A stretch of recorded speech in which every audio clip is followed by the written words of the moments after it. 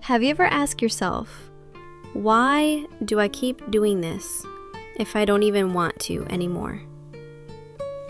That question haunted me. I'd have days of clarity, full of motivation to change, full of hope. Then, out of nowhere, a small trigger, and I was back at square one.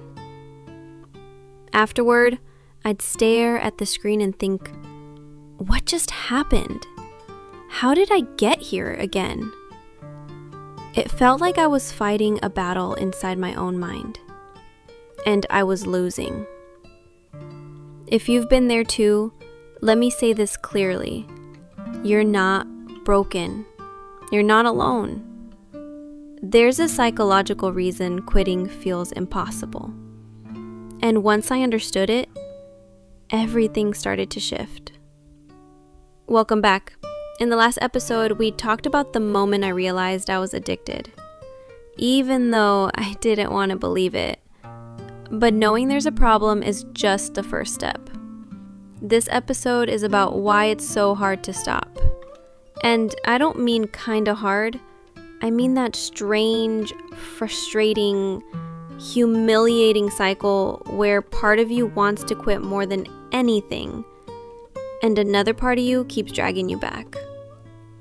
We'll explore the psychology behind this conflict, how your brain gets hijacked, why willpower alone often fails, and what's actually happening when those intense urges hit. And don't worry, this isn't just science talk. This is real, raw, and personal. Because once you know how the cycle works, you can finally start breaking it. I remember one day, I was 7 days clean. It was the longest I'd gone in months. I felt amazing. More focused, more confident, more present. I started thinking, maybe I've finally beaten this. But then one night, I couldn't sleep. Nothing major had happened. I was just lying in bed, scrolling on my phone, feeling a little restless. And suddenly, the thought crept in. Just a quick look. No big deal. At first, I ignored it. But then, it came back. Louder. You've been good. One time won't hurt. Before I knew it, I was deep into the same spiral. The content, the rush, the regret. And afterward, I cried.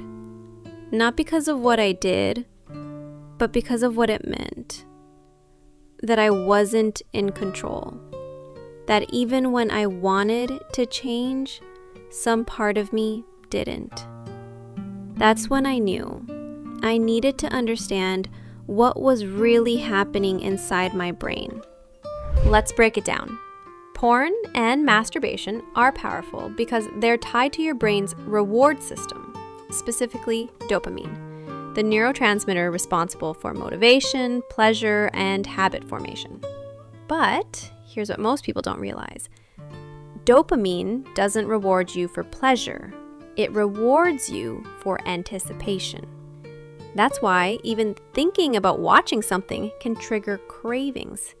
You haven't even acted yet, but your brain is already flooding with dopamine in expectation of the reward.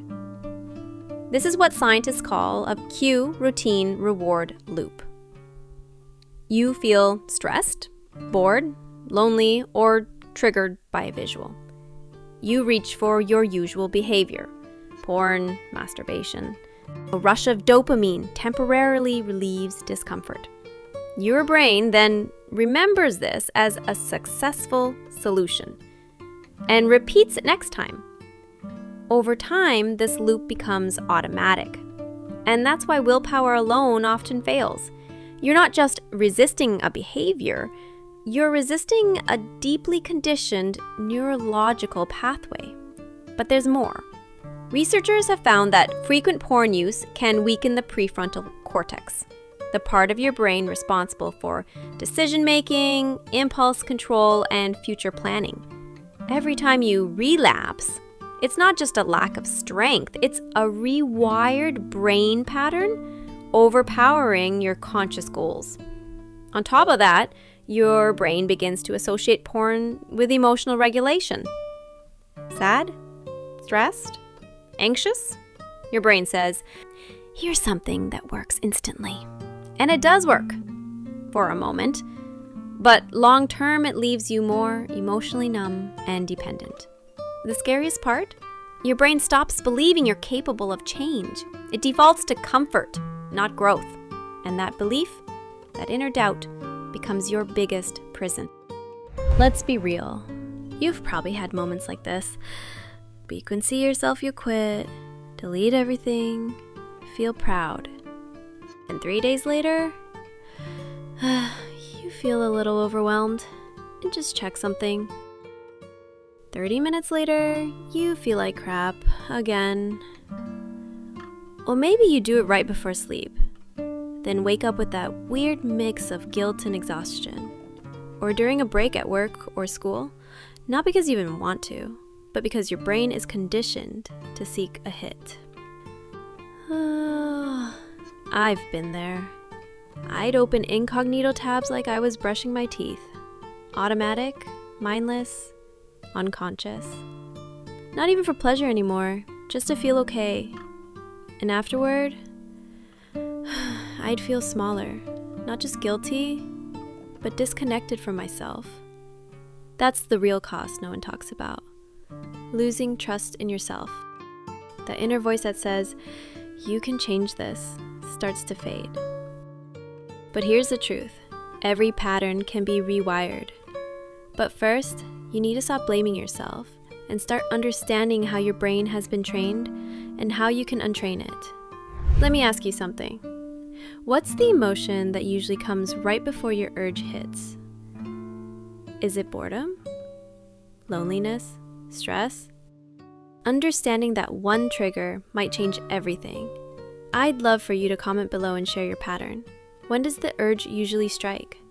What feeling do you notice right before?